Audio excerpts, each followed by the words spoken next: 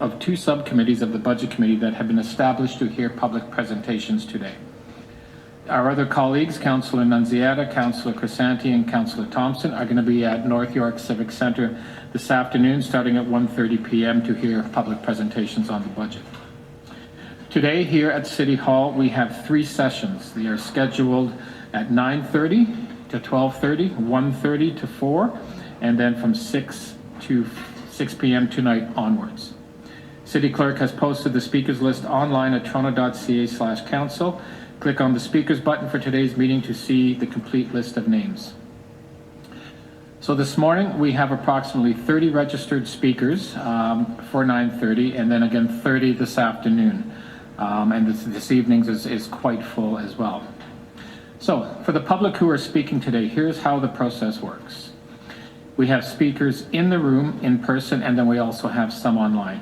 If you're online, the video conference host will activate your microphone and you can turn on your video if you would like. I will call each name of the list in order, and then you will have 5 minutes to speak to the Budget Committee. After that, there may be some questions from subcommittee members or visiting councillors that may want to ask questions. After your speaking time, you can stay connected and listen or follow the rest of the meeting on YouTube. Clerk has also received emails and communications from the public about the 2023 budgets. Now, these communications are being made available to members on CMP, the Clerk's meeting portal. And I encourage the public to send their comments to the Budget Committee throughout the budget process by emailing buc@toronto.ca. This is the public's opportunity to speak to the budget.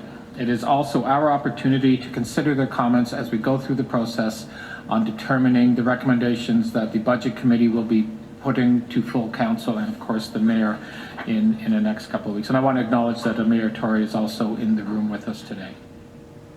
Budget Committee will be meeting again on January 24th for the wrap-up meeting, and after that the recommendations, as I said, will go to the Mayor and to City Council after that. So on that, we will begin our public deputations. What I'll do is I'll mention the first three speakers who will be coming up, just so you know when you're going to be coming up in line, and then we will continue working our way down the list. Members, any questions at all on process? Okay, great. Yes, everybody has 5 minutes to speak to us. Just to let you know, we have right there on the screens will be, so people who are debuting, I will give a quick, about 5 or 10 seconds before the 5 minute, I'll give a quick nudge, just to remind you that we're almost at 5 minutes. After that, members do have an opportunity to ask questions if needed.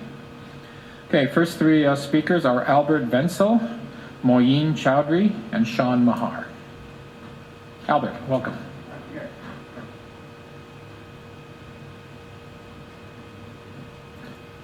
Welcome to the committee, and the floor is yours. Good morning. There should be a law that the board must resolve deputations within 48 hours. This is a matter that the city should intervene on and find a resolution to. The first matter is reproducible contact. As I understand, Ryerson, reporters, and Toronto police have a confession out of the abductee who had her own flying car that runs on zero-point energy, and they refuse to share this valuable information with the rest of the world. This is a crime against humanity. Free energy can eliminate human suffering and solve global crisis problems.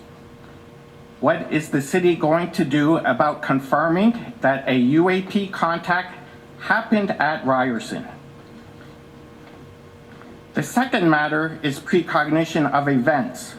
Since 1990 onwards, I have been giving Toronto Police name, date, and place of the next terrorist events.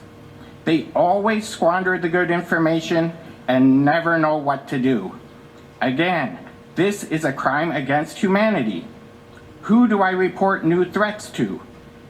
Don't say Toronto Police. They are incompetent and negligent and will just leave everyone to die in vain. They then hide behind a blue wall of silence cover-up. It is fairly easy to prove my claims. The review into Mcarthur. the Epstein report has an audio recording of the coronavirus set of predictions, which also includes UkraineJet752 and Koby Bryant. Make this audio tape public. Why was nothing prevented? The review has some explaining to do. The city can convene Ryerson into public hearings on the forewarnings and the UAP contact. They will be in shock to learn that direct warnings of Incel, Danforth, Mcarthur went out in 2013, including victims' names. TPS squandered everything. They now scramble about to hide their negligence. Mr. Venso, excuse me for interrupting. Do you have comments that are directed towards the city's budget, 2023? Yeah, we withhold the $1 billion from TPS until they find a constructive resolution to this matter. Okay, I'm just confirming that. Thank you. Okay, I'm getting to that. TPS board is either unwilling or unable to do anything about this. They are content to squander new forewarnings again.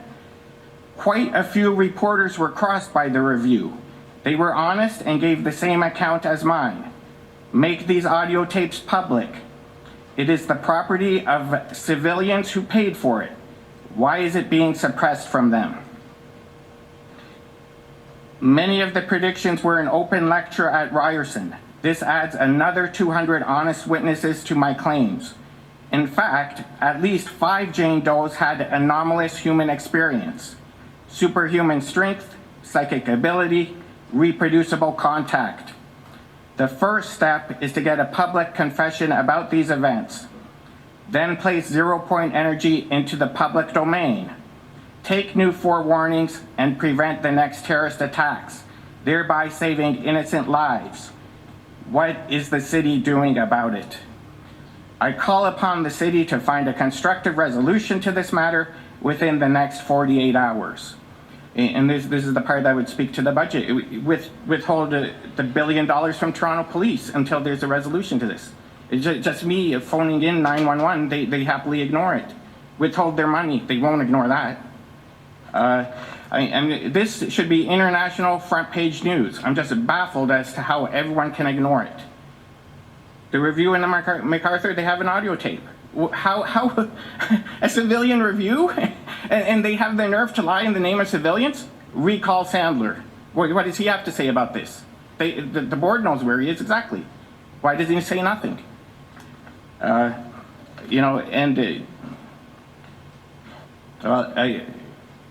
yield back the balance of my time.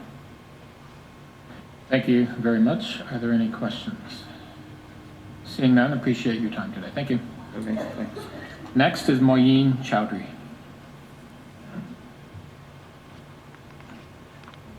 Welcome, Mr. Chowdhury. You'll have 5 minutes. Thank you.